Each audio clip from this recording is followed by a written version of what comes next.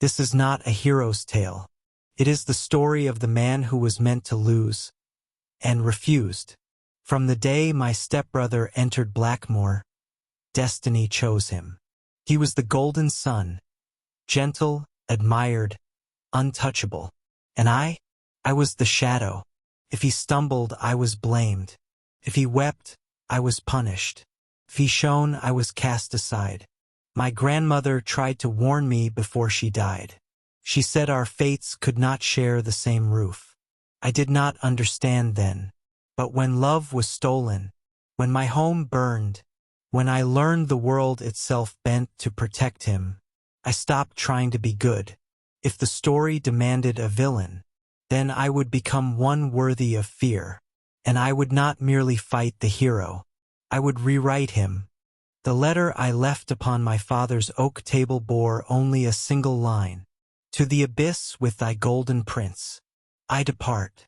When I rode from Blackmoor, keep 3 winters past, my stepbrother Edwin collapsed into a spectacle of tears. The household whispered that I had broken his gentle heart. How amusing! From the moment father brought him home, a pale orphan wrapped in tragedy, I understood my role. He was the sun-blessed heir in every minstrel's tale. I was the shadow cast behind him. If Edwin stumbled upon a stone, I was blamed for placing it there. If he wept, the court wept with him. My parents, Lord Marcus and Lady Elaine, looked upon him as though the gods themselves had delivered salvation to our house. And I was sent across the sea to a distant academy in the northern mountains, punished for existing. Now House Vance stood upon the brink of ruin. Debts gnawed at our lands like starving rats. And so they summoned me home, not in love, but in desperation. I was to be bartered in marriage to secure coin. When I arrived at the city gates, they stood waiting. Father, mother, Clara of House Carter, and Edwin at their center, shining like a saint carved from marble. He waved first. Leon, brother. The smiles around him withered the instant their eyes met mine. Father stepped forward, already displeased. We journeyed far to receive you. I did not request it, I replied calmly. His hand rose as though to strike. I leaned closer. Finish what you began years ago, I murmured. Edwin darted between us, playing peacemaker. Clara clung to his arm, glaring at me as though I were some rabid cur. I laughed. The play had resumed, and this time I intended to enjoy my part. They claimed Edwin's father died saving mine in battle. They said his mother abandoned him to vice and debt. They said destiny had intertwined our fates.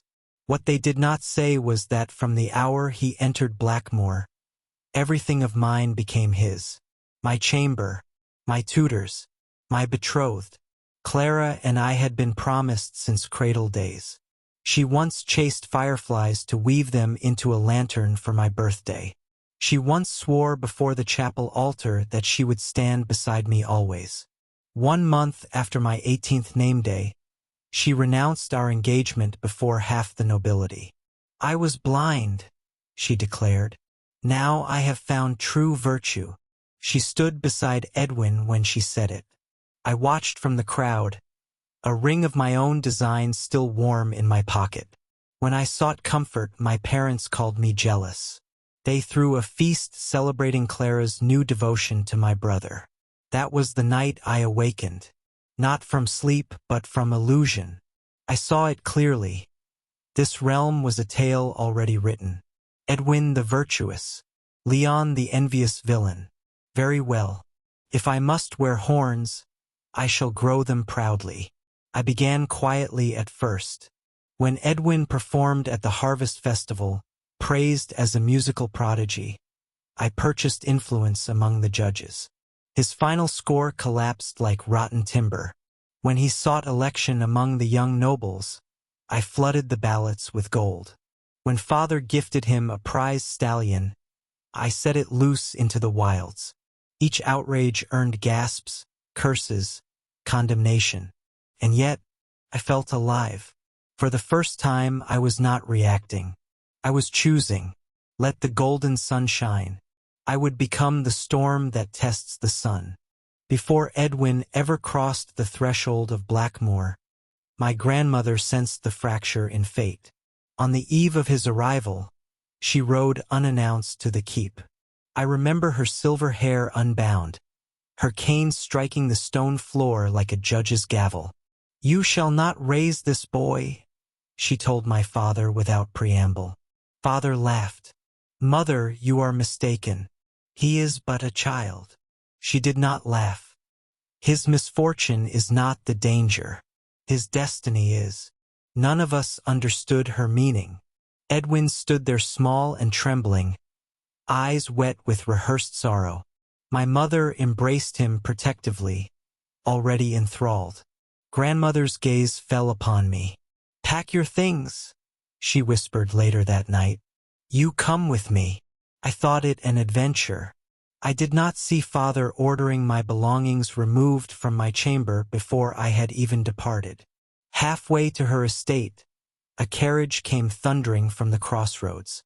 It struck us with merciless force. Grandmother shielded me with her body. Her blood stained my tunic. With her final breath, she clutched my collar and spoke the words that have echoed through every waking hour since. "Stay away from Edwin." Then she was gone. When I returned to Blackmoor, my chamber belonged to him. Father accused me of manipulation. Mother avoided my eyes. Grief burned through me for 3 days and nights. Fever followed. In that fever I awakened to truth. This world was written, and my grandmother had tried to tear the page. Someone had silenced her for it. At first I tried defiance through restraint. I avoided Edwin. I spoke little. I harmed no one. Yet calamity found him whenever I stood nearby. If he slipped into the reflecting pool, I was accused of pushing him. If he stumbled on the training grounds, I was blamed for sabotage. If he fell ill, I was scolded for envy. Edwin never defended me. He would lower his head modestly and whisper, "Brother meant no harm." The court would sigh at his kindness. Father would punish me anyway. There were nights I knelt upon cold stone until dawn, hands bound, accused of crimes I did not commit. Once, the guards swore they saw Edwin injure himself in private. Still, Father rebuked me for failing to protect him. I began to see the pattern. Edwin was not malicious. That was the most infuriating truth. He was gentle. He was kind. And the world bent itself to preserve that illusion. The more I denied my supposed villainy, the more violently the narrative corrected itself. So I stopped resisting. If the tale demanded a monster, I would give it one worthy of fear. When I left Blackmoor 3 winters ago, I did not vanish in sorrow. I vanished in strategy. I owned estates across the realm through my grandmother's inheritance. Hidden manors, forgotten towers, coastal villas beneath false names. Each time Father's hired trackers located me, they found only a parchment nailed to the gate. "Fools," it read. They burned coins searching for me while their treasury emptied. Eventually, one of the trackers cornered me in a port city. A young man barely older than myself. He fell to his knees. "My lord, have mercy. They pay me well, but I have debts." I studied him. Orphaned. No family. Skilled. "How much?" I asked. He confessed the sum. "Double it," I replied. "Serve me instead." Thus I gained my first true ally. When Father finally arrived with armed guards to seize me, I allowed it. His desperation was visible now. Blackmoor was collapsing, and he needed me, not as a son, as currency. "The House of Sterling will invest," Father declared before the hearth. "On one condition, you will wed their daughter." I laughed. "Why not Edwin?" I asked mildly. The room stiffened. Edwin looked genuinely startled. Clara bristled. "You are heir by blood," Father snapped. I leaned forward. "Blood has mattered little before. Clara flushed, but I silenced her with a glance. She had once chosen Edwin over me without hesitation. Now she dared show indignation? Before father could command my seizure, a new voice entered the hall. Do not force him. A woman stepped forward, cloaked in emerald silk, composed, radiant. My name is Arya of House Quinn, she said with a graceful bow.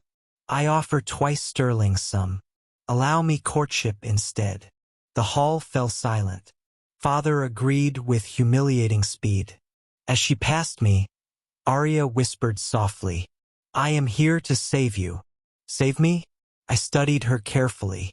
There was admiration in her eyes, but it was not directed at me. It lingered just briefly upon Edwin. Arya's villa was smaller than noble custom allowed, yet strangely adorned. Shelves filled with carved figurines, miniatures shaped like knights, princes, saints. Many bore Edwin's likeness. One afternoon, while she rode into town, curiosity overcame me. A locked chest sat beneath her writing desk. On instinct, I entered Edwin's birth date into the mechanism. It opened. Inside lay journals, not diaries, script. She wrote of the hero, of plot deviation, of an awakened character disrupting narrative integrity. She wrote of preventing my grandmother from interfering. She wrote of correcting my rebellion. And she wrote of loving Edwin, calling him my precious son. My breath grew cold. Arya was not merely a suitor. She was the architect of this tale, and she had entered it to preserve her golden protagonist. When she returned and found the chest open, I held a page aloft. You killed my grandmother, I said quietly. Her face drained of color. So, she whispered, trembling, you have awakened. I smiled. Yes, and unlike her precious hero, I was no longer bound by innocence. Arya stood before me trembling, yet her eyes held that same stubborn devotion, the kind reserved for saints and martyrs. Not for me, never for me, for Edwin. You were never meant to awaken, she whispered, voice thin as parchment. The villain was meant to rage blindly, not understand. I laughed softly. How disappointing for you. She confessed then. How she had entered this realm to protect her hero. How each deviation in my behavior threatened the grand design. My grandmother, she admitted without naming it plainly, had interfered. Fate had required correction. Correction. Such a delicate word for murder. You love him, I said, circling her like a wolf assessing prey. He deserves happiness, she insisted. And I deserve torment? I tilted my head. You are written to fall, she replied, almost pleading. If you stop fighting him, the tragedy will not occur. You can live quietly, safely, safely. A cage gilded with resignation. I stepped close enough that she could feel my breath. If I kneel, if I yield, does the story spare me? Or does it simply shorten my suffering? Silence answered. That was enough. The room spun faintly as anger pressed against my skull like a tightening vice. I remembered my grandmother's broken body. I remembered the countless punishments, the humiliation, the stolen love. No, I said at last. If the script demands I fall, then I shall tear the script apart. Her composure cracked. You cannot defeat the plot. Watch me. I seized her journal and tossed it into the hearth. Flames devoured her careful handwriting, her divine corrections curling into smoke. She cried out not for herself but for the narrative. In that moment I understood something profound. The world bends for heroes, but it fears villains who know they are villains. I stepped back, meeting her wide, horrified gaze. You wish to save him, I said calmly. Then prepare yourself, for I will no longer be the antagonist of your story. The autumn gala glittered like a field of captive stars. Candles burned in crystal cages, and nobles wore their pride like armor. House Vance had sacrificed relics and coin to secure 2 seats among the High Lords. Father intended to parade Edwin before the realm's wealthiest patrons like a prize stallion. And parade him he did. Edwin stood in white silk, bathed in admiration. Merchant daughters fluttered about him. Elder matrons praised his kindness. Clara clung to his arm, her gaze full of rehearsed devotion. Father watched with the pride of a man convinced destiny had vindicated him. Then I entered. Whispers slithered across the marble floor. Some remembered my exile. Others remembered the scandals I had once engineered. A few simply stared, uncertain whether I was ghost or threat. Edwin approached me first. "Leon," he said softly, "Father is over there. Shall I bring you to him?" I brushed past him. "I know my way." Before he could answer, one of his companions sneered. "Strange that a disgraced son finds courage to attend such company." I smiled faintly. Moments later, a scream erupted from the upper balcony. A noblewoman stormed into the hall, dragging her husband by the collar, exposing his infidelity before the entire assembly. Gasps burst like fireworks. The sneering companion turned pale. The disgraced lord was his father. How unfortunate. I took my seat at the central dais. Father hurried toward me, face red. "Do you know whose place you occupy?" "Yes." The royal chamberlain approached and bowed deeply, not to Father, to Lord Leon of South Point. Silence devoured the hall. Father's anger dissolved into shock. Edwin stared as though the sun had shifted in the sky. I rose calmly. "In changing seasons," I said, voice steady as steel, "new powers take root." For the first time, every eye in the Golden Hall rested not upon the hero, but upon the villain. Chapter 10: Ashes of the Old House. Father did not storm my estate that night. He waited 3 days. When he finally entered my council chamber, he carried no sword, only parchment. A merger decree, his signature already pressed into wax. "South Point is yours," he said stiffly. "Blackmore is mine. We combine them. Blood remains blood." Blood, a convenient word when coin runs dry. "You remember blood now?" I asked mildly. His jaw tightened. "I am still your father, and I am still the son you exiled." He placed the decree upon my desk. "Sign it. The house survives. Edwin will assist you. We rebuild together." Together. The word tasted foul. I rose slowly and walked to the window overlooking the harbor. Ships bearing my sigil, silver raven on black, cut across the water like knives. "You misunderstand," I said. "Blackmore does not merge with South Point." I turned back toward him. "South Point devours it." His face went pale. "You would strip your own house? You stripped me first." His hand trembled, but not from age. From fear. He saw it now.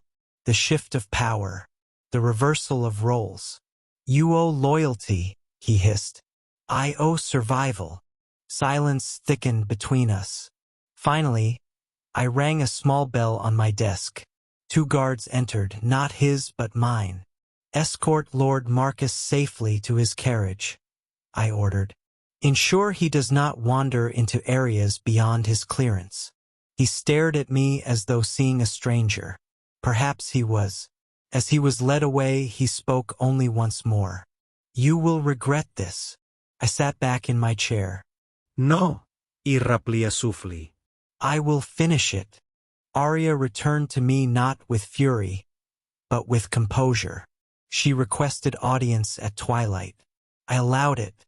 She entered dressed in pale silver, serene as moonlight upon still water.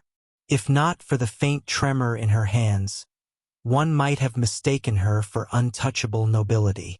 "I do not wish to fight you," she began gently. "The story need not end in ruin. There you go again, I replied, pouring wine into 2 cups. Speaking as though this world were parchment. It is, she whispered. I handed her a goblet. She did not hesitate to drink. Interesting. I can alter the tragic points, she continued. If you cease competing with Edwin, the suffering written for you will fade. I swear it. And what of my grandmother? I asked. Her silence was answer enough. She leaned forward, voice urgent now. If you keep defying the narrative, it will correct itself violently. Edwin will rise. You will fall. It is inevitable. Inevitable things, I said calmly, are often lies told by those in control. She reached across the table, almost pleading. Leon, please, let him have what belongs to him. What belongs to him? I echoed softly. My birthright? My house? My name? My love? The torches flickered. She looked almost desperate. You cannot defeat the structure, she said. And you cannot bear to see him lose, I answered. Her jaw tightened. For a moment we simply stared at one another, creator and creation. Then the dizziness came. Subtle. Slow. Ah, so that was her method. I set my goblet down carefully. Drugged? I asked, amused. Her expression shifted, no longer sorrowful, but resolute. I tried mercy, she said. Now I must protect him. My vision blurred, but I managed one final movement before darkness closed in. I pressed the emergency bell beneath the table. Iron shutters dropped over the chamber doors with a thunderous clang. If she wished to play author, then she would learn what happens when the villain wakes before the hero. When I woke, dawn had already broken. The shutters were sealed. Arya remained trapped inside my chamber, pale but composed, seated where she had last stood. She had not attempted escape. Interesting. You missed the council vote, she said softly. Edwin secured the Eastern Trade Charter in your absence. Of course he had. The plot corrects itself, I thought. I rose slowly, head still heavy from whatever poison she had slipped into the wine. You risked much for that victory. He needed it, she replied. Without success, his spirit fractures. And without resistance, I said, stepping closer. He never grows. She flinched at my tone. Leon, she whispered. Why must everything be cruelty with you? I studied her face. Earnest, terrified, stubborn. A woman who believed suffering was justified if it preserved her hero's ascent. You misunderstand, I answered quietly. Cruelty is the only language this world understands. I ordered the guards to release the shutters, but I did not release her. Instead, I brought her to an abandoned fortress beyond the city, one I had purchased quietly months prior. Its corridors were narrow, its chambers dark, its walls thick enough to swallow screams. A place built not for comfort, but for clarity. I walked her through halls lined with grotesque statues and broken armor. The air smelled of rust and damp stone. You wrote fear into me, I said. You wrote obsession. You wrote brutality. She trembled. So let us examine your craftsmanship. I sealed her inside the central tower chamber, windowless, echoing, lit only by a single lantern that cast monstrous shadows along the walls. No torture. No blood, just isolation. Time. The mind does far worse than blades. As I turned to leave, she called out hoarsely, You cannot change the ending. I paused at the doorway. No, I said evenly, but I can choose how loudly it burns. And I left her alone with the silence she had once authored for me. While Arya counted shadows within stone walls, the golden sun began to fracture. News travels swiftly when carried by pride. Edwin's triumph at the Eastern Trade Council had restored House Vance's name, briefly. father installed him within the guild chambers, parading him as the savior of Blackmoor. But salvation is a heavy crown. Without Arya's constant guidance, Edwin stood alone among wolves. Merchants who once flattered him now pressed him for decisions. Lords demanded concessions. Contracts required cunning, not kindness. And Edwin had been raised on admiration. I watched from afar as miscalculations mounted. He trusted too easily. He signed without reading. He believed promises spoken with smiles. Soon caravans failed to arrive. Silver vanished from the treasury. Whispers began. Father defended him at first. "He is young," he insisted. "He will learn." But coin does not wait for growth. Then came his birth mother. Lady Jenny once vanished into vice and gambling halls returned like a vulture sensing fresh carrion. She wept at the gates, claiming repentance, claiming hardship, claiming maternal devotion. Edwin embraced her without hesitation. How poetic. He purchased her a townhouse, gave her servants, gold, comfort. Within months, the gold was gone. Her hunger remained. When father confronted Edwin over the draining coffers, their argument shook the keep. For the first time in memory, father struck him. The sound echoed like thunder. "I gave you my name," father roared. "And you squander it." Edwin stood stunned. Not from pain, but from disbelief. The world had always forgiven him.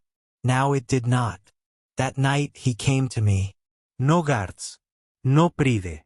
Only desperation. 5,000 gold, he said quietly. "For a letter you hold." I tilted my head. So the saint learns negotiation. His eyes darkened, no longer innocent, no longer blind. In that moment I saw it clearly. The hero was no longer pure. And once purity cracks, it never truly returned. Edwin returned to me 3 nights later.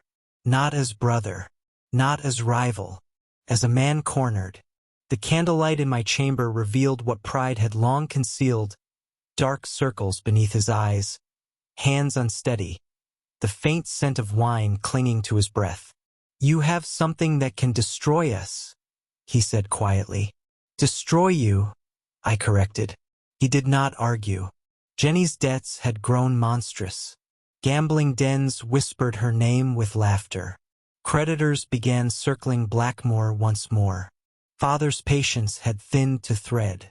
Clara's devotion was cracking under strain. And Edwin was tired. "I know about Arya," he continued. "I know she met with you. I know she was taken. So you assume I hold proof of something shameful?" I asked mildly. His jaw tightened. "You always do." Interesting. No outrage. No moral lecture. Only calculation. I slid a parchment across the desk. "Read." His hands trembled slightly as he unfolded it. It was not a confession. It was a ledger. Every sum Jenny had extracted. Every loan signed under Edwin's seal. Every asset transferred. His face drained of color. "You followed us," he breathed. I observe patterns. I replied. He looked up then, not as hero, not as golden heir, but as a frightened son. "Help me," he said. There it was. Not righteousness. Need. I leaned back in my chair. "You once watched as I drowned," I said evenly. "You said nothing." His lips parted, but no defense came. "For years," I continued, "you let silence protect you." Silence. He lowered his gaze. "What do you want?" he finally asked. Now he was learning. I studied him carefully. The world had shaped him into a hero, but hardship was reshaping him into something else. "Leave Blackmoor," I said at last. "Renounce inheritance. Publicly." His head snapped up. "That would destroy me." I held his stare. "No," I said softly. "It would free you." For the first time, the golden sun looked devastated. Edwin did not answer me that night. He left my chamber without oath or defiance, the door closing behind him like a verdict postponed. I watched from the balcony as he mounted his horse beneath a sky bruised with storm clouds. By dawn, Blackmoor was burning, not from rebellion, from within. Jenny had overheard father's condemnation. Pride wounded, greed cornered, she chose spectacle over surrender. She doused the lower halls in lamp oil and set flame to the tapestries bearing our crest. The servants fled first, then the guards. Father stood shouting orders no one obeyed. Mother wept beside him. Edwin arrived too late to prevent the blaze but early enough to witness the ruin. Smoke devoured the western tower, the very chamber that had once been mine. How poetic!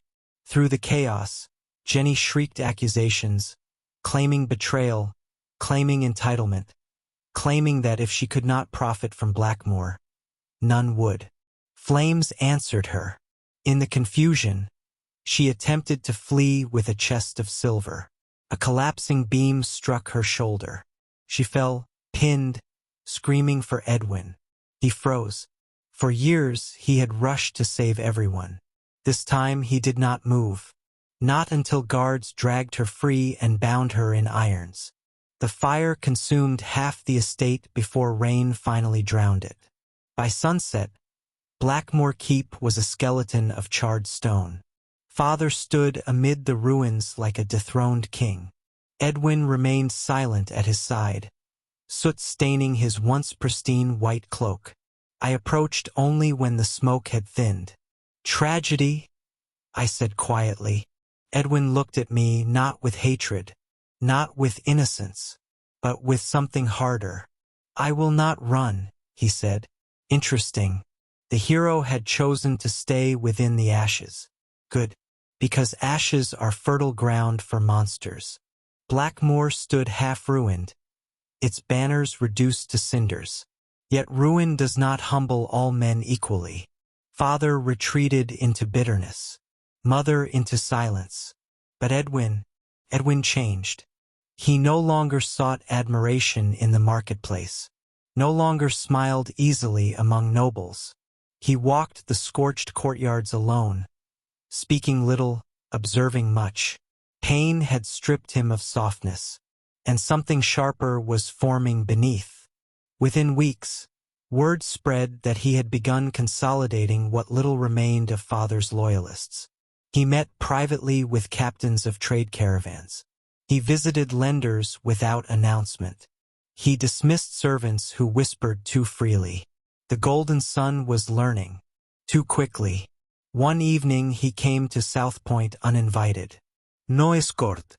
No white cloak." "Your offer," he said plainly. "If I renounce inheritance, you will spare the rest of them?" I studied him carefully. "You misunderstand," I replied. "I never promised mercy." His jaw tightened.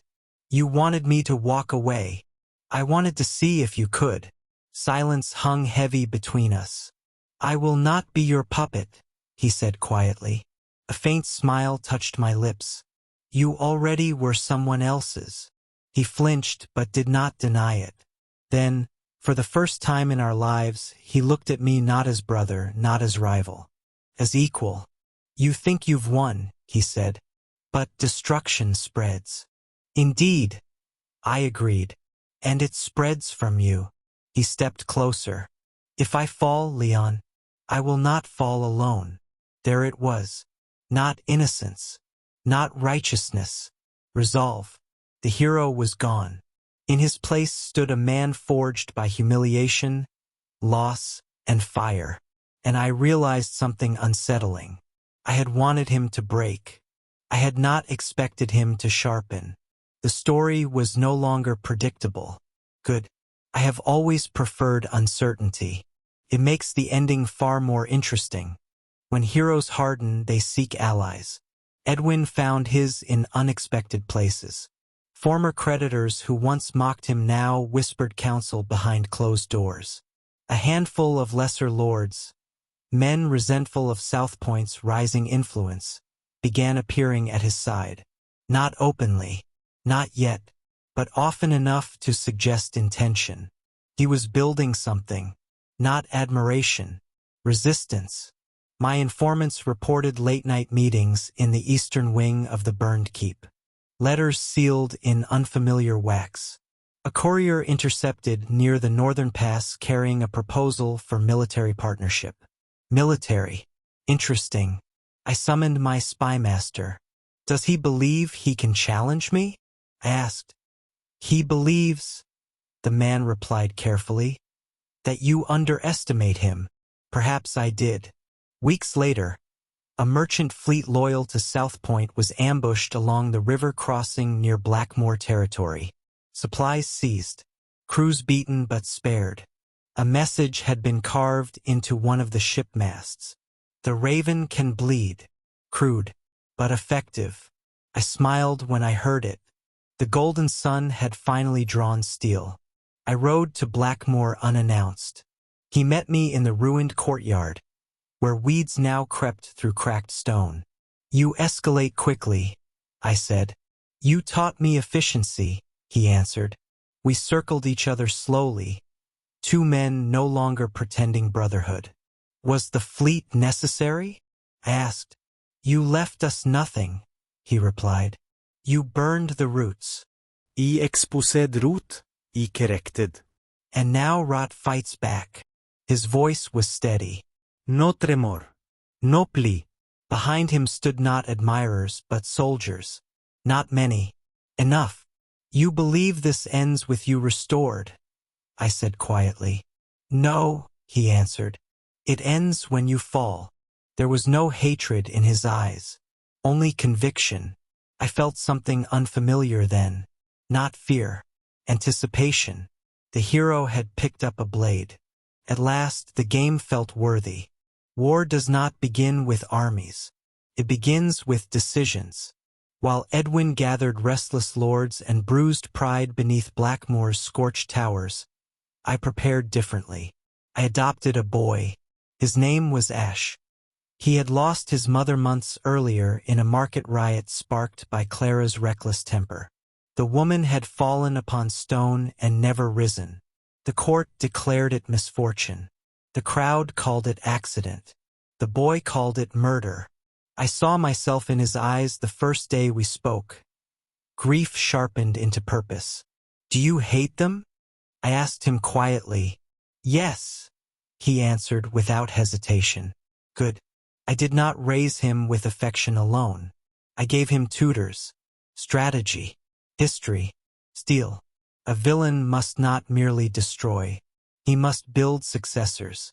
Meanwhile, Edwin's campaign gathered noise. He declared South Point monopolized grain routes unfairly. He claimed I starved villages for leverage.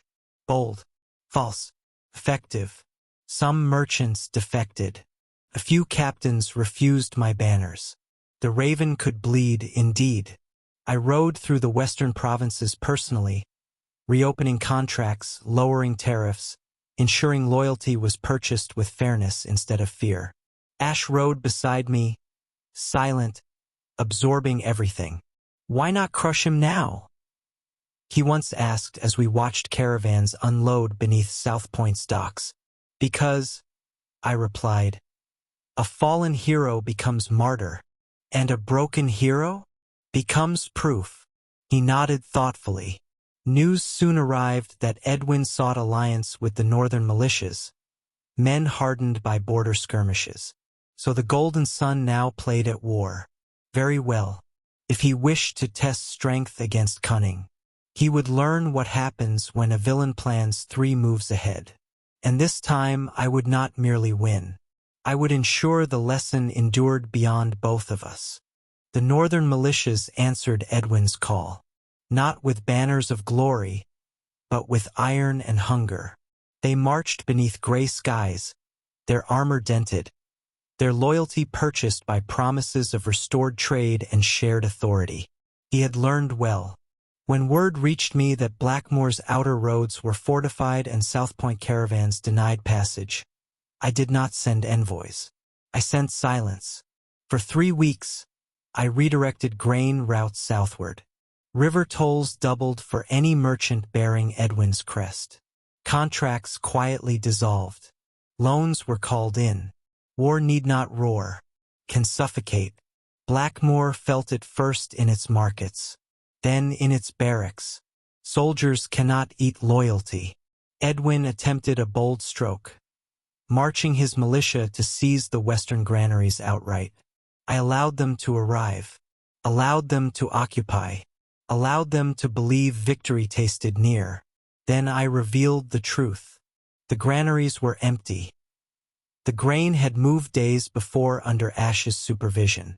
Edwin stood before hollow silos, his men restless behind him.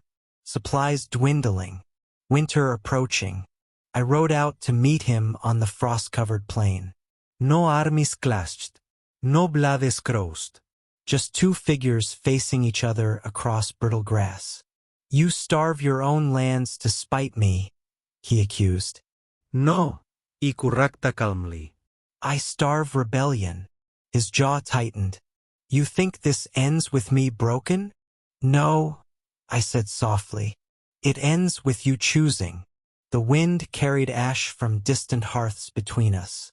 Behind him, soldiers shifted uneasily. Behind me, Ash watched with sharp, unblinking focus. You can surrender the militias, I continued. Preserve Blackmore's people. Or you can press forward and watch them freeze. He looked at his men.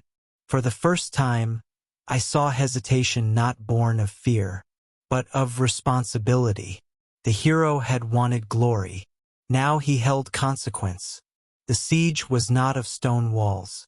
It was of conscience. And conscience, I had learned long ago, is the heaviest weapon of all. Winter chose for him. Edwin did not kneel. He did not charge. He disbanded the militias at dawn. No speech. No flerisť. Just quiet orders given with steady voice. Men dispersed. Banners lowered. Iron returned to wagons. He walked toward me alone across the frozen plain. You win, he said. I studied him carefully. There was no collapse in his posture. No ciatric el ruin. Only exhaustion. You could have fought, I said. And buried farmers beneath pride? He replied. No. Silence stretched between us like drawn steel. I thought you wanted the throne, I continued. I wanted to prove I was not weak, he answered. And, he met my eyes fully. I am not. There it was. Not hero, not villain. Just a man who had finally chosen with his own will. The world had not bent back into place. No divine correction struck me down. No sudden reversal restored his golden crown. The script had fractured. Arya remained confined, her influence broken. Father ruled nothing but charred halls. Clara lived in quiet obscurity. Jenny rotted in a stone cell far from coin and comfort.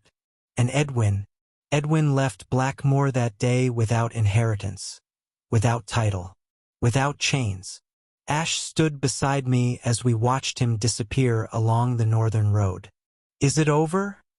The boy asked. I considered the horizon.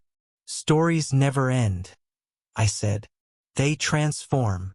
That night, I visited my grandmother's grave. Snow dusted the stone like a pale blessing. I did not stay away, I told her quietly. The wind answered in hush and frost. I had not slain the hero. I had rewritten him. And in doing so, I had rewritten myself. The villain did not fall. The hero did not triumph. The tale simply burned until only truth remained. And I, Leon of South Point, placed the final period myself.